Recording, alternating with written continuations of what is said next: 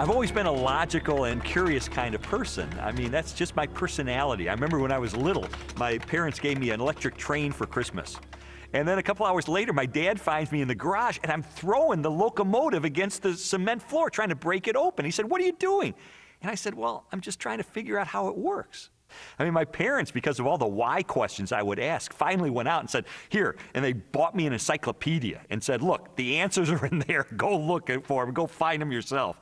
I mean, that's just the way I was. And so I guess it's natural that I would become a journalist, because journalists are looking for facts, they're looking for evidence, they're looking for data, they're looking for something that they can publish in the paper and have confidence it is true. Lee Strobel earned a Master of Studies in Law degree from Yale Law School and is the former legal editor of the Chicago Tribune. He is the best-selling author of several books that explore the evidence for the Christian faith. I guess given my curiosity, it's not surprising that when I was in high school, science was my favorite topic, because there the teachers actually encouraged me to like cut open frogs and find out how things work, which I thought was great. When I was a teenager, I had this deep trust in science, and I think part of it was prompted by the fact that I grew up in post-Sputnik America, where Eisenhower encouraged all young people to delve into science so we could catch up with the Russians.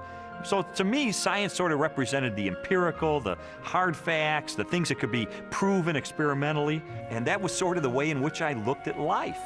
I thought people who had faith, people who believed in supernatural things like God, I saw that as a sign of weakness because, you know, do you have any data to back that up?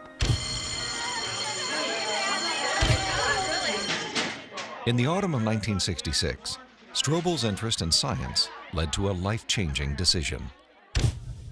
I can take you back to the exact spot where I was sitting. It was in the third floor, overlooking the asphalt parking lot. I was in the second row, the third chair from the front, when my biology teacher recounted in great detail this experiment that had been conducted in the early 1950s at the University of Chicago. This experiment that impressed Strobel so deeply was one of the most famous in the history of science. In 1953, Stanley Miller, a graduate chemistry student, tried to demonstrate how life first emerged on Earth. Miller attempted to reproduce the Earth's early atmosphere. He pumped hydrogen, methane, ammonia, and a small amount of water vapor into a maze of glassware. Then sparked the gases with electrical discharges to simulate lightning. After 5 days, he discovered what he had hoped for: a few simple amino acids, the basic building blocks of living organisms, had collected in the dark residue at the bottom of the glass. Many hailed Miller's experiment as proof that essential components of life could have formed in the oceans of the Earth billions of years ago. The philosophical implications of Miller's experiment were instantly obvious to me. And for me, it was a eureka moment because I heard this and I thought, wait a minute.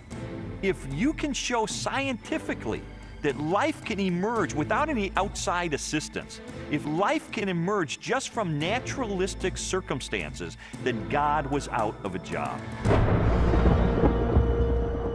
From there, the acceptance of Darwinian evolution and full-blown atheism, for that matter, was pretty easy.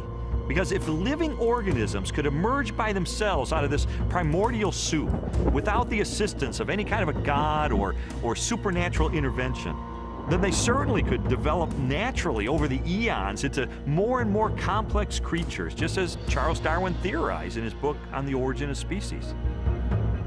As Strobel embraced Darwinism and its atheistic implications, he was surprised to discover that many Christians believed their faith was compatible with Darwinian evolution. There's no way you can harmonize neo-Darwinism with Christianity. I could never understand Christians who would say, well, you know, I believe in God, and yet I believe in evolution as well. You see, Darwin's ideas about the development of life led to his theory that modern science now generally defines as an undirected process, completely devoid of any purpose or plan. Now, how could God direct an undirected process?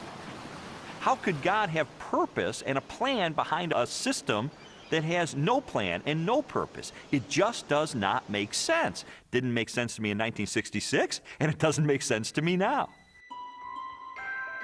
In 1972, Lee Strobel married Leslie Hurdler. 5 years later, Leslie, an agnostic, became a Christian. And I thought, this is divorce. This is going to be the end of our marriage. But all the negative things I expected to happen in her as a result of her newfound faith, they didn't happen. And instead, I saw positive changes in her values and her character and the way she related to me and the children. And I thought, wait a minute, she is attributing this to God. And I don't believe God exists. And so that was the main thing that prompted me to say, maybe I need to really investigate this and get to the bottom of this and determine, is there really any rational way I could ever believe that this kind of a God really exists and really causes this kind of transformation in a human being? And so I decided to use my legal training and journalism training, my scientific curiosity, to systematically investigate, is there any credibility to the Christian faith? Because science had played such an instrumental role in his turn to atheism, Strobel embarked on an investigation of major discoveries in biology, chemistry, cosmology, and physics. His studies spanned more than 20 years and included interviews with scientists and scholars as he sought to determine for himself what these discoveries implied about the reality of a creator. Throughout his inquiry, one question remained constant. Does the evidence uncovered by contemporary science point us toward or away from the existence of God? Two-time Nobel Prize winner Linus Pauling once said that science should be the search for truth. And that's what I wanted to do. I didn't know where the evidence was ultimately going to take me, but I really did want to know the truth about God. And what I found shocked me, and it stunned me.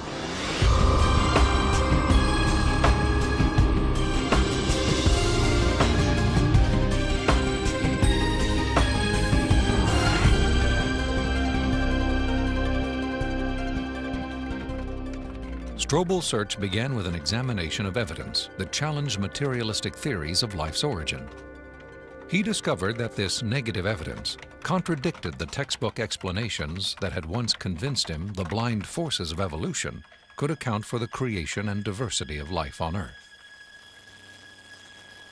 A good example of negative evidence is the 1953 Origin of Life experiment by Stanley Miller, the one that helped lead me into atheism in the first place. As biologist Jonathan Wells explained to me, Miller's experiment has now been thoroughly discredited.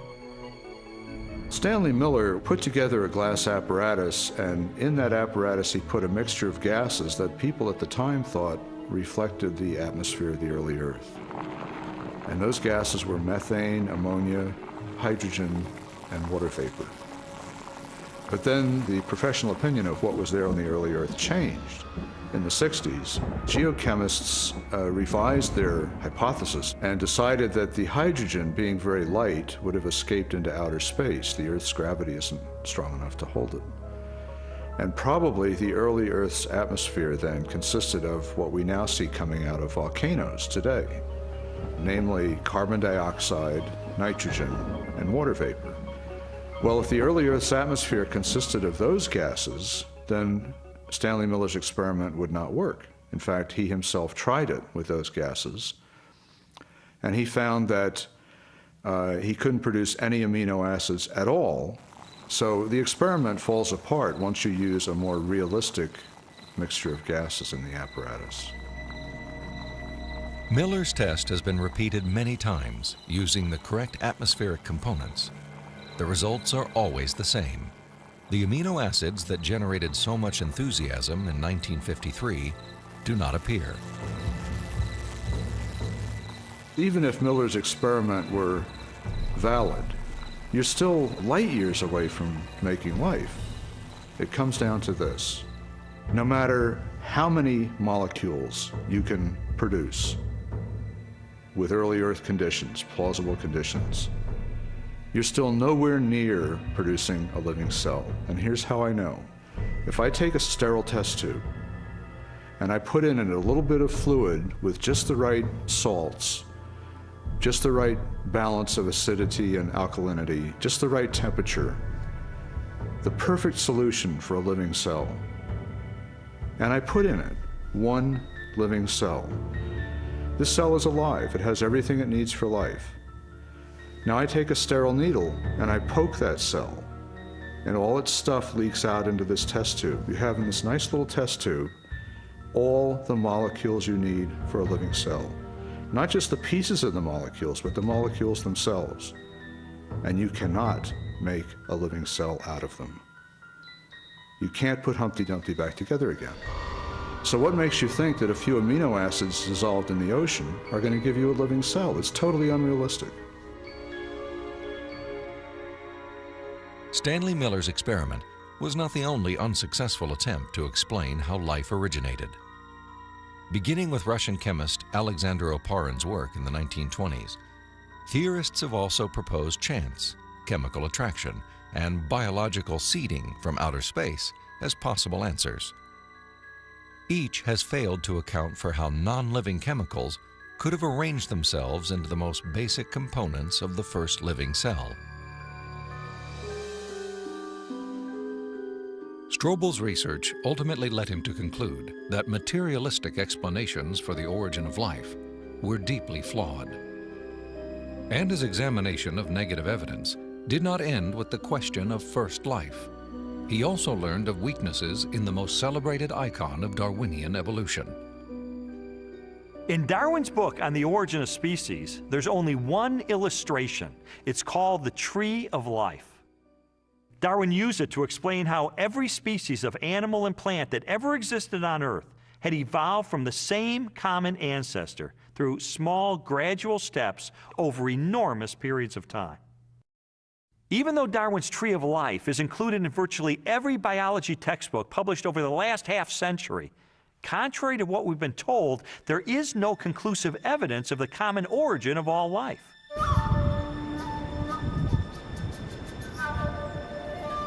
Perhaps the most damaging blow to Darwin's theory is the fossil record. If all living organisms have descended from the same primitive life form, then the rock strata of the Earth should be filled with the fossilized remains of animals that were once part of a great evolutionary chain. A chain of small biological modifications, ultimately leading to a spectacular diversity of life.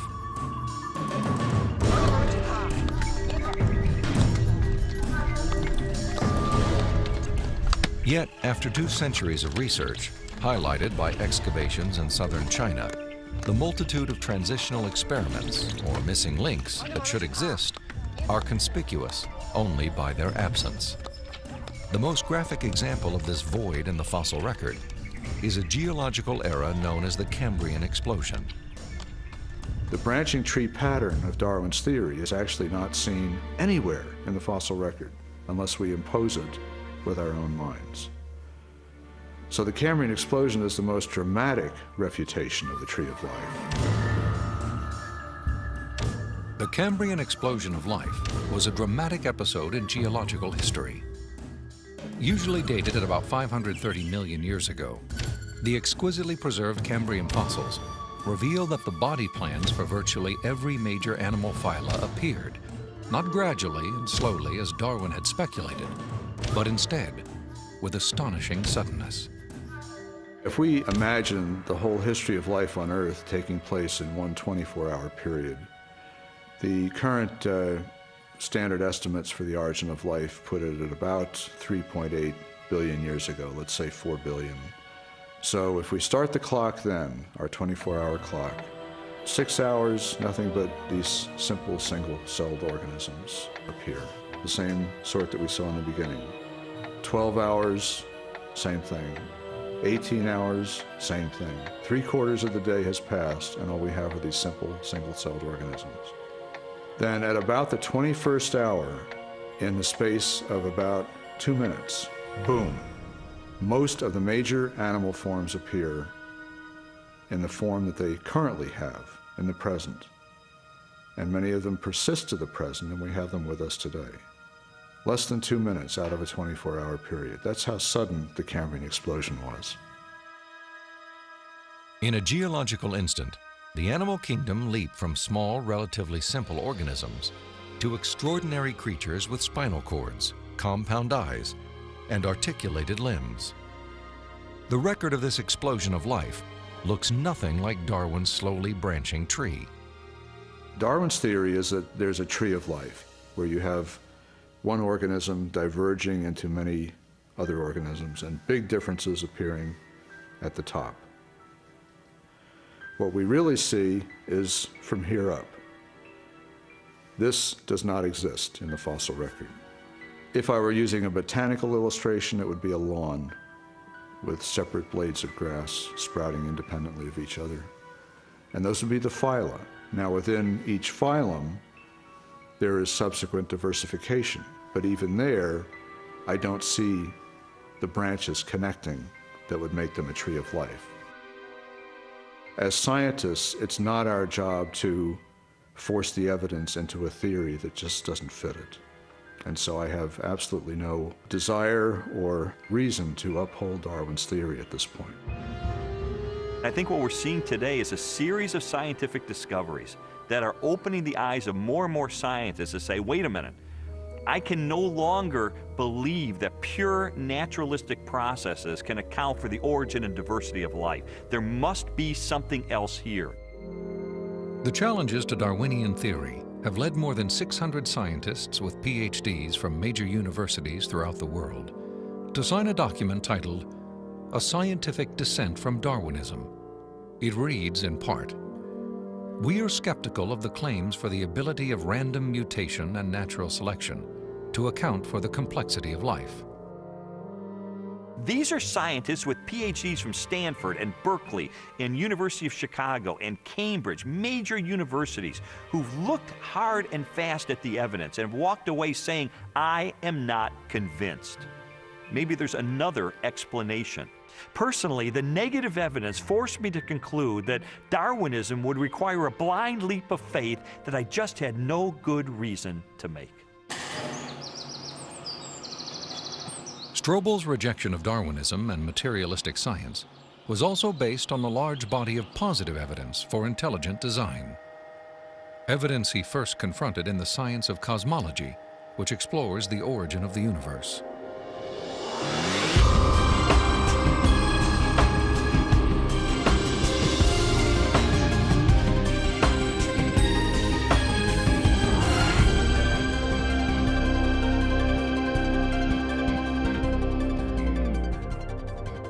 How did the universe begin?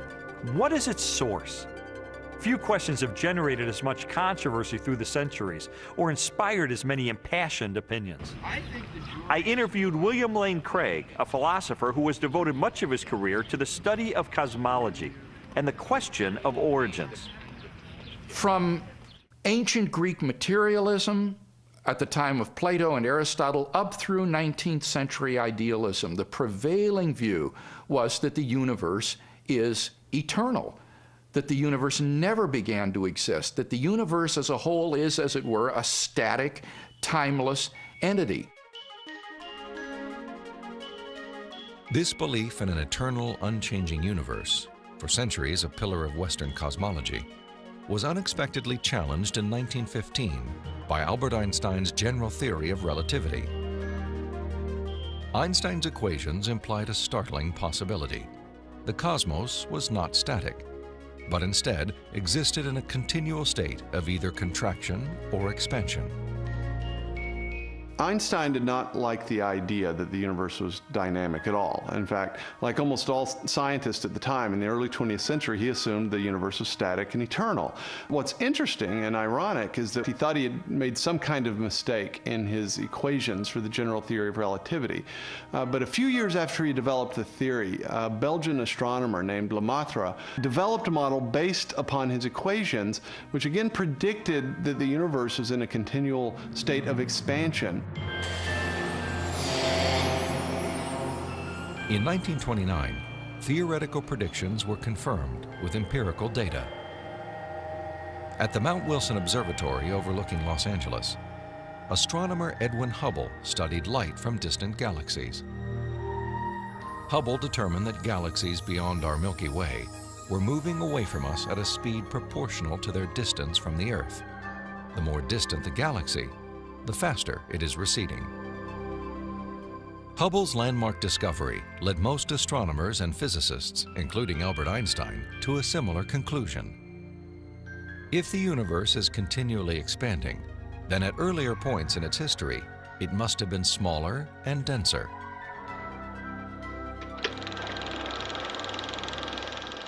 I think a good way to visualize this is to imagine that the history of the universe has somehow been photographed and made into a movie that we could play on a projector. As the projector runs forward, we watch the universe as it continually expands. But if the projector were to be stopped and were switched into reverse to make the movie run backward, then instead of watching the galaxies move farther and farther apart from each other, we'd see them draw closer and closer together. As you trace this expansion back in time, the universe grows denser and denser and denser until finally the entire known universe is contracted down to a state of infinite density, which marked the beginning of the universe. At this point, which cosmologists call the singularity, all matter and energy, physical space and time themselves came into being. This literally represents the origin of the universe from nothing. So the startling implication of Hubble's discovery was the temporal finitude of the universe, that the universe had an absolute beginning at some point in the finite past.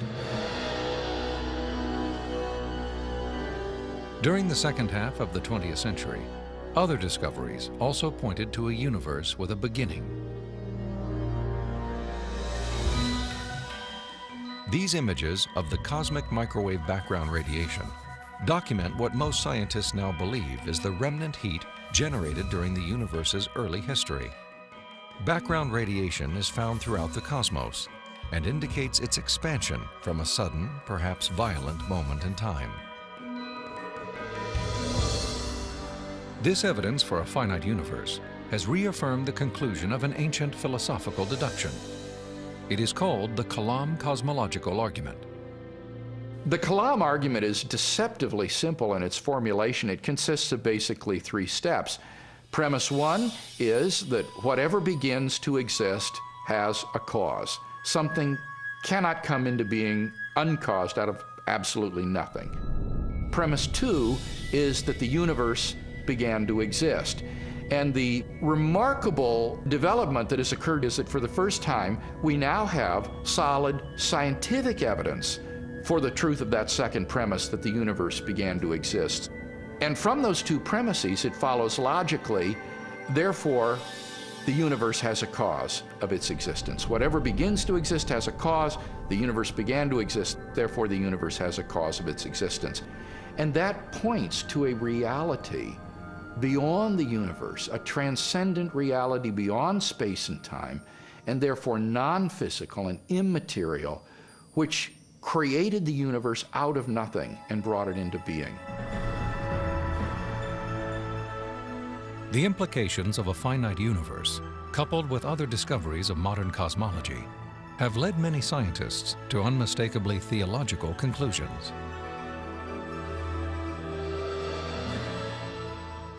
There is no ground for supposing that matter and energy existed before and were suddenly galvanized into action.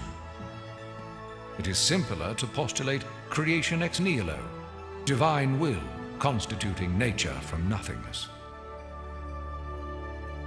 The chain of events leading to man commenced suddenly and sharply, at a definite moment in time, in a flash of energy and light. We can't understand the universe in any clear way without the supernatural. Supernatural creation of the universe in a flash of energy and light. You know, it sounds an awful lot like the first chapter of Genesis to me. Today, the vast majority of even the most skeptical astronomers and cosmologists believe that the universe had a beginning. This belief isn't based on some theological doctrine. It's based on scientific evidence. And I think if we follow the evidence wherever it points, It points clearly and powerfully and persuasively in the direction of a creator.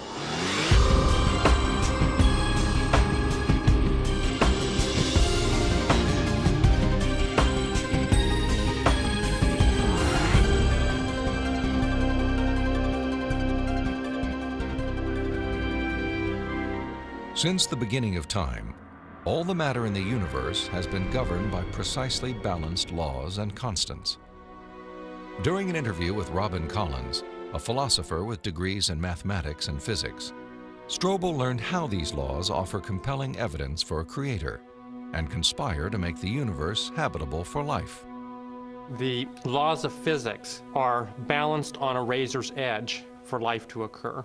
For example, if you didn't have something like gravity that pulled matter together, you would never get planets, you wouldn't get stars, you wouldn't get any complex organisms. If you didn't have the strong nuclear force, there would be nothing to hold protons and neutrons together in the nucleus. And so you wouldn't have any atoms, so no chemistry. If you didn't have the electromagnetic force, you would have no bonding between chemicals. You would have no light, and the list goes on. So you need all these sorts of fundamental principles have to be in place in order for life to occur. Wipe out one of those principles, wipe out one of those laws, no life. Strobel learned that life also hinges on the precise strengths and relative values of many different physical constants. One example of this fine-tuning is the force of gravity. Imagine a ruler divided up into 1-inch increments and then stretched across the entire universe, a distance of some 14 billion light years. For the purposes of illustration, the ruler represents the possible range for gravity. In other words, the setting for the strength of gravity could have been anywhere along the ruler, but it just happens to be situated in exactly the right place so that life is possible. Now, if you were to change the force of gravity by moving the setting just 1 inch compared to the entire width of the universe, the effect on life would be catastrophic. No large-scale life forms could exist. Anything that was more than the size of a pea would be completely crushed. So you might be able to get life of a very, very primitive sort, such as bacteria, but you could never get conscious observers. The strength of gravity is just one of at least 30 separate parameters that must be finely tuned to produce a life-sustaining universe. Another example is the cosmological constant. The cosmological constant describes the expansion speed of space in the universe. If space expands too quickly, then the universe will spread out so quickly that material objects can't form. So you can't get stars and galaxies and planets and the types of things that we, of course, take for granted in our universe. Physicists have determined that the cosmological constant is fine-tuned to 1 part in 100 million billion billion billion billion billion. Such precision has been compared to traveling hundreds of miles into space, then throwing a dart at the Earth and hitting a bullseye measuring 1/trillionth of an inch in diameter, an area less than the width of a single atom. Just consider those two parameters, gravity and the cosmological constant. Their level of fine-tuning is to a precision of 1 part in 100 million trillion, trillion, trillion, trillion, trillion, trillion. I mean, that's like 1 atom in the entire known universe. This fine-tuning is also evident at the atomic level. The strong nuclear force binds atoms together. If the strength of this force were to decrease by 1 part in 10,000 billion billion billion billion, the only element left in the universe would be hydrogen. Again, chemical life would not be possible.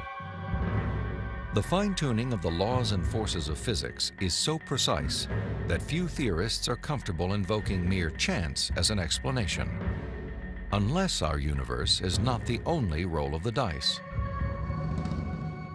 If the universe looks like it's fine-tuned for complex life, maybe there's a fine-tuner. Maybe it was fine-tuned for life. And this has certain unsavory theological implications. And so it's not surprising that those committed to a fundamentally materialistic view of reality would try to find an escape hatch. And the most popular escape hatch for this theological implication of fine-tuning is this idea of multiple universes. As its name suggests, the theory of multiple universes proposes that our universe is not alone. Instead, it is part of a vast ensemble of universes, each with a different set of laws and constants. If there's only one universe, then the conclusion that the universe looks fine-tuned because it is fine-tuned is inescapable. But if our universe is just one of a vast set, then you seem to have more resources to play with. Chance gets a new lease on life. I sometimes try to imagine what physicists have in mind that postulate this idea of multiple universes. I mean, what would the generator look like that creates them? Maybe it's like a giant monolith that has dozens of different dials, each of which has to be set to the right physical constant. If we think of these parameters as dials, each of the dials is different. So if you produce enough universes with enough different dial settings, eventually, just by chance, you get one just right. So you might have to produce a trillion universes. But eventually, if you have a generator that's just spitting out just an enormous number of them, then it gets the right dial setting. And then by just chance, you get conditions right for life. So it's a huge cosmic lottery. That's the idea. It's an interesting idea. I mean, there's really only one problem with it. There's no independent evidence that it's true. Besides, it really just pushes the question back a step, because we could still ask, who built the generator? The suggestion of multiple universes strikes me as a desperate attempt to explain away the obvious, which is that the universe is finely tuned by an intelligence to sustain complex life. An intelligence that must be beyond the constraints of time and space.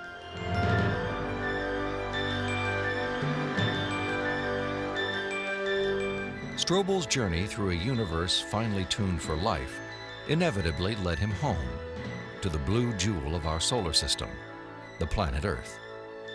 There he encountered another array of critically balanced conditions essential to human existence.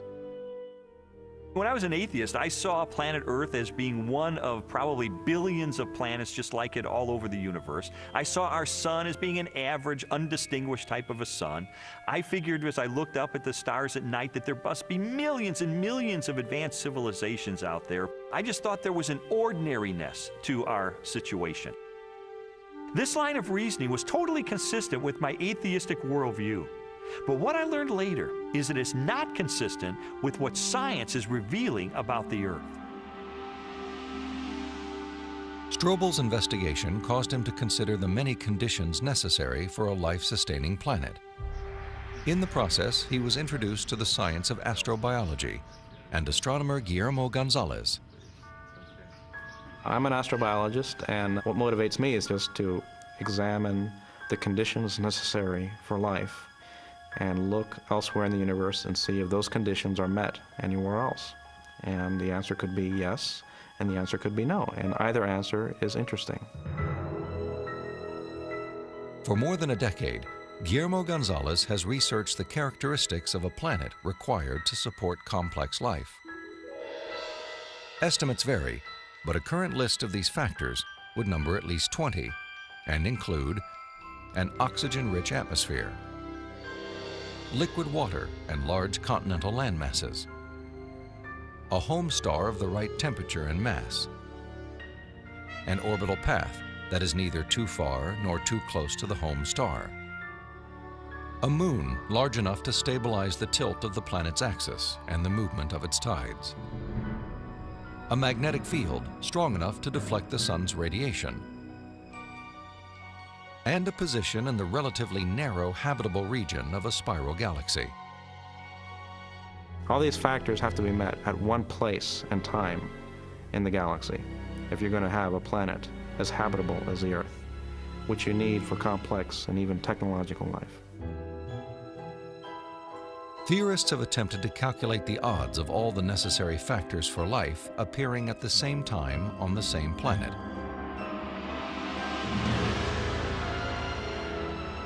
A conservative estimate is 1 chance in 10 to the negative 15th, or 1/1000th of 1/1 trillionth. On those terms, even when compared to the billions of suns and possible planets in our Milky Way galaxy, the probability of even a single habitable world appears unlikely. There are many probabilistic resources in the galaxy, but on the other side of the coin are all these factors that you need. You have to get just right in order to have just one habitable planet like the Earth. And that leads me to conclude that yes, we're rare in the galaxy. Gonzalez's study of the Earth's habitability led him and colleague Jay Richards to expand the scope of their research.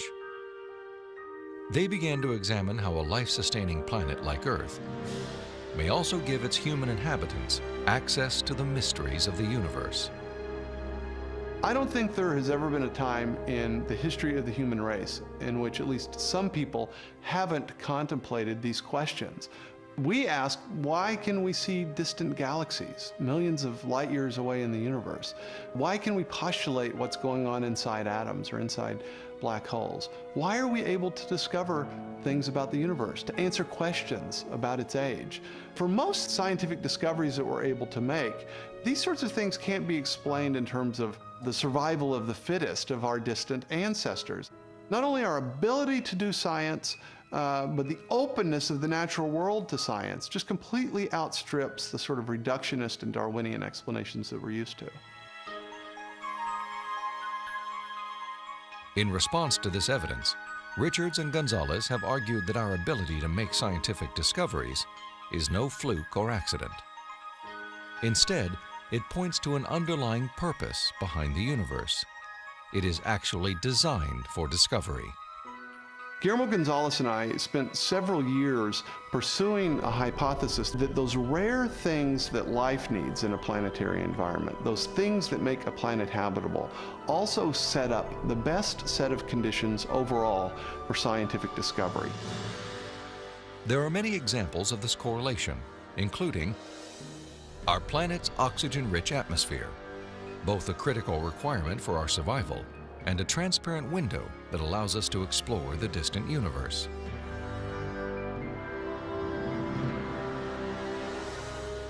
The Earth's precise distance from the Sun and the size of its moon and home star.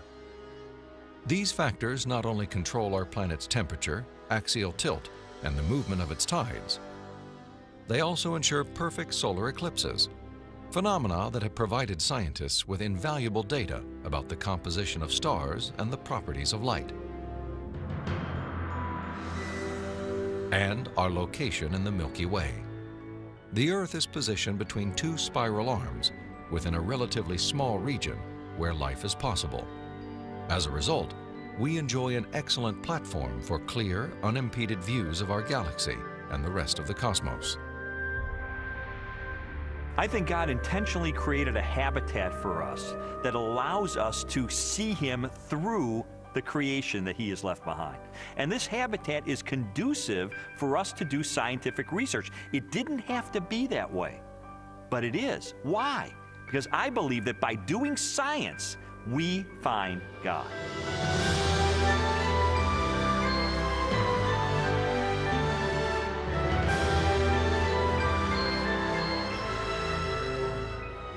The final leg of Strobel's investigation transported him from the deepest reaches of the cosmos to the microscopic universe of the living cell and the science of biochemistry. There he encountered more challenges to Darwinian evolution and new evidence of design.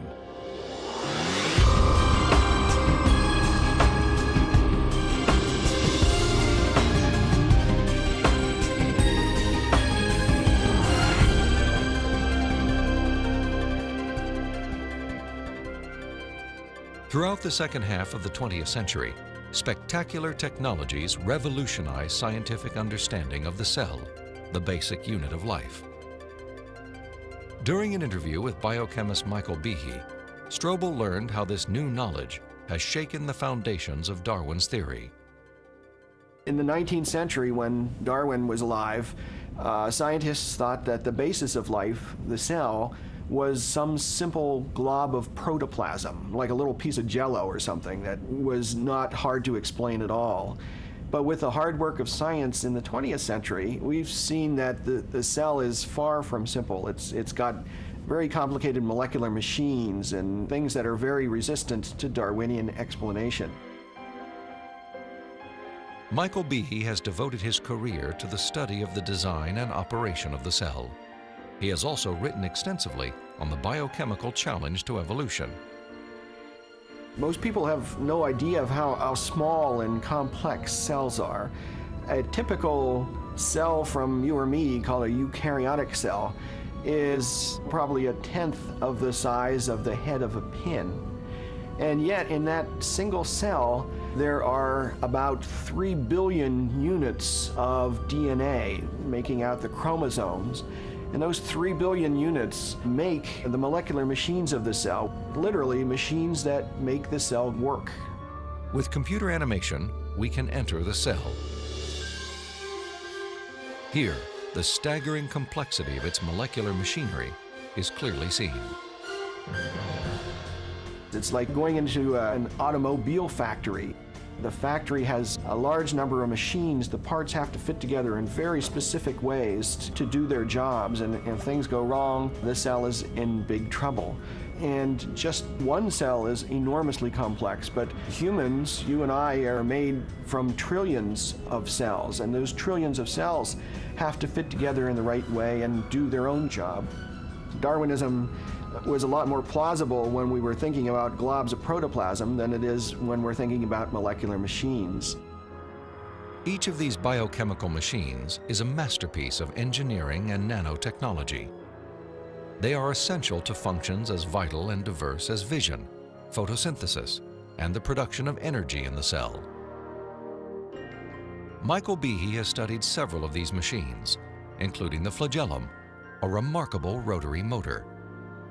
I remember the first time I looked in a biochemistry textbook and I saw a drawing of something called a bacterial flagellum with all of its parts in all of its glory. It had a propeller and the hook region and the drive shaft and the motor. And I looked at that and I said, that's an outboard motor. That's designed, you know, that's no chance assemblage of parts. Behe's reaction was not surprising, especially when the bacterial flagellar motor is animated and magnified more than 50,000 times to display the details of its construction and operation. Howard Berg at Harvard has labeled it the most efficient machine in the universe. These machines, some of them are running at 100,000 RPMs and are hardwired into a signal transduction or sensory mechanism so that it's getting feedback from the environment. It's got some tail proteins which act as the propeller. When the flagellum rotates, these push against the water and therefore push the bacterium forward. And the motor uses a flow of acid from outside of the cell to the inside of the cell to power the turning. The bacterial flagellum has 2 gears, forward and reverse, water-cooled, proton motive force. It has a stator, it has a rotor, it has a U-joint, it has a drive shaft, it has a propeller. It's not convenient that we give them these names. That's truly their function. In all, about 40 different protein parts are required to build a flagellar motor.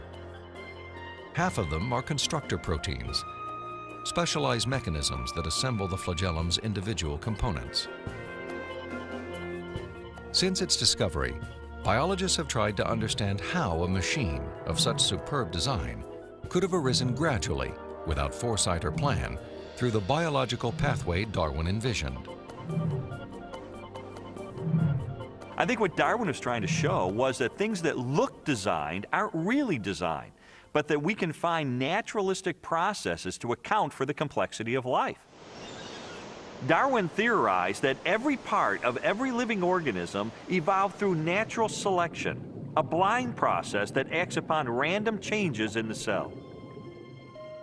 Darwin believed that, given enough time, these random variations would transform the simplest cells into the great diversity of life that inhabits our planet. In his study of evolution and molecular machines, Michael Behe has raised a significant challenge to the creative power of Darwin's mechanism of natural selection. It is called irreducible complexity. Irreducible complexity was coined by Mike Behe in describing these molecular machines. Basically what it says is that you have multi-component parts to any given organelle or system in a cell, all of which are necessary for function. That is, if you remove one part, you lose function of that system. Irreducible complexity can be illustrated by a familiar, non-biological machine, a mousetrap. The trap is composed of 5 basic pieces: a catch to hold the bait, a strong spring, a thin bent rod called the hammer, a holding bar to secure the hammer in place, and a platform upon which the entire system is mounted. If any one of these parts is missing or defective, the mechanism will not work. All components of this irreducibly complex system must be present simultaneously for the machine to perform its function. Catching mice.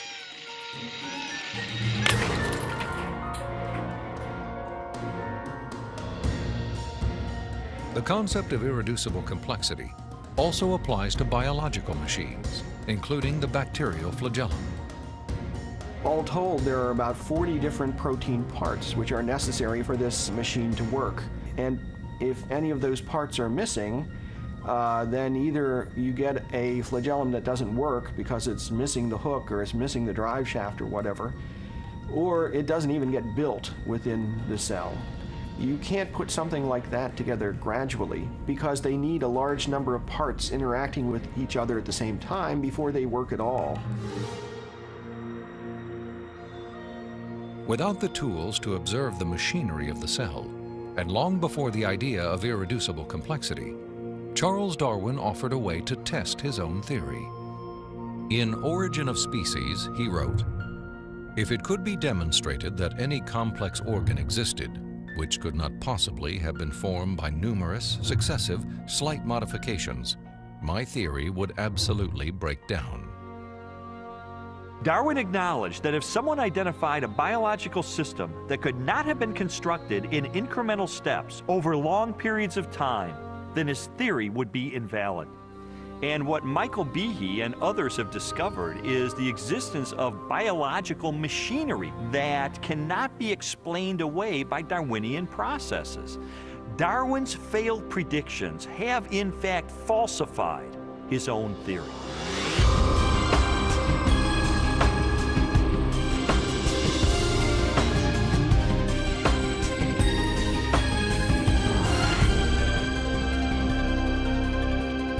The existence of complex biological machines raises an obvious question. If natural selection wasn't the agent of their construction, then what was? The centerpiece of my investigation was an interview with philosopher of science, Dr. Stephen Meyer. Meyer, who holds a PhD from Cambridge University, brought me face to face with the most efficient information processing system in the universe. The DNA molecule and its language of life. The discovery of the information-bearing properties of DNA and RNA is a fundamental challenge to all materialistic theories of the origin of life. Neo-Darwinism and its associated theories of chemical evolution and the like will not be able to survive the biology of the information age, the biology of the 21st century. Meyer's conclusions are based upon his understanding of the DNA molecule and the genetic instructions that are locked within the nucleus of living cells. In 1953, when Watson and Crick elucidated the structure of the DNA molecule, they discovered that DNA was a carrier of genetic information in the form of a 4-character digital code. That is to say that DNA functions like a software program, only more complex than anyone has ever created or devised. For a biological system to run and operate, it needs genetic information to build the proteins and protein machines that cause the cells to maintain their function. This information is stored in a precise arrangement of 4 chemicals that scientists represent with the letters A, C, T, and G. Sequences of these chemicals provide the instructions necessary to assemble complex protein molecules that in turn help form structures as diverse as eyes, legs, wings, and hearts. This code has been called the language of life, and it is the most densely packed and elaborately detailed assembly of information in the known universe. Geneticist Michael Denton has estimated that the amount of biological information necessary to build all of the proteins in all of the species of organisms that have ever existed on planet Earth could be held in a single teaspoon. And we'd still have room left over for all of the information contained in every book ever written. The more I learned about DNA, the more I understood the significance of what Stephen Meyer called the most fundamental question facing biology today. Where did the information in DNA come from? How did it arise in the first place? Well, lots of people have wanted to explain the origin of information by reference to the laws of physics and chemistry, or by reference to the chemical properties of the constituent parts of the DNA. But that would be like saying that you could explain the information in this morning's New York Times headline by reference to the physics and chemistry of ink bonding to paper. There is a chemical explanation as to why the ink sticks to the paper, but that does not explain the way the ink got arranged to convey a message that could be understood by speakers of the English language. Information requires a material medium, but it transcends the material medium. An explanation for the origin of the genetic instructions needed to build the first life is the holy grail of 21st century biology. Theories proposing that this information arose through natural selection acting upon non-living molecules, or the self-organizing power of chemicals in a primordial soup, have repeatedly failed. Even time and blind chance, the oft-invoked saviors of implausible biological scenarios, have fallen far short as accounts for the source of the instructions in DNA.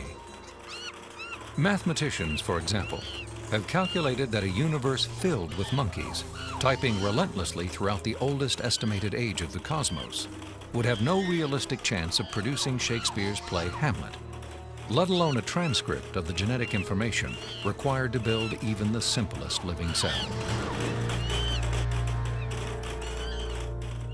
Based on our uniform and repeated experience, which is the basis of all scientific reasoning about the past, there is only one known cause for the origin of information, and that cause is intelligence. Whether we're looking at a hieroglyphic inscription, a section of text in a book, or a computer software, if you have information and you trace it back to its source, invariably you come to an intelligence. Therefore, when you find information inscribed along the backbone of the DNA molecule in the cell, the most rational inference, based on our repeated experience, is that an intelligence of some kind played a role in the origin of that information. The implications of the scientific evidence, coupled with Meyer's logic, are profound. If we are finding information inside every cell and every living creature, could that not be, in a sense, the signature of a creator?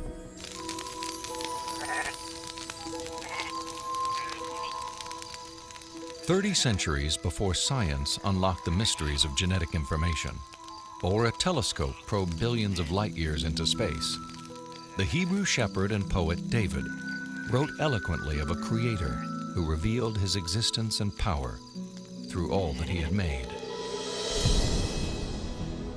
The heavens declare the glory of God. The skies proclaim the work of his hands. Day after day they pour forth speech. Night after night they proclaim knowledge. Their voice goes out into all the earth, their words to the end of the world." God himself is invisible. He is a spirit. And yet, one of the purposes he has for us is to find him so we can know him. and he's left behind a series of clues. And sometimes we just have to kind of take our blinders off and get beyond our presuppositions and say, wait a minute, I am going to pursue the evidence of science wherever it points. And if it takes me to a very uncomfortable conclusion that there is a creator, then if the evidence points in that direction, that's the way I'm going to go. According to a lot of the mainstream media, the theory of intelligent design is a faith-based idea. And in saying that, they want to dismiss it as something that has no basis in science. But the media has confused a fundamental issue. They're confusing the evidence for the theory with the implications of the theory. The theory of intelligent design may well have implications that are supportive of theistic belief, but the theory is not based on theistic belief. It's based on the discovery of digital code in cells, miniature machines in cells, the fine-tuning of the laws of physics and chemistry, and standard ways of scientific reasoning about the remote past in the history of life. 40 years ago, a lecturer in a high school biology class convinced an inquisitive 14-year-old freshman that there was no God. Ironically, years later, it was an open-minded investigation of scientific evidence that led Lee Strobel to belief in a creator.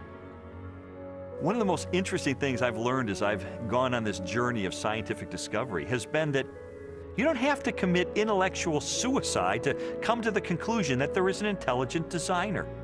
Because today, science is pointing more directly and more powerfully toward a creator than any other time in the history of the world. I was trained in journalism and law to respond to truth. I had to take a step of faith in the same direction that evidence is flowing, which is logical and rational. We do that every day of our life. We make steps of faith based on the evidence that we perceive. And so it was the most logical and rational step I've ever taken to put my faith in the creator that science tells me exists.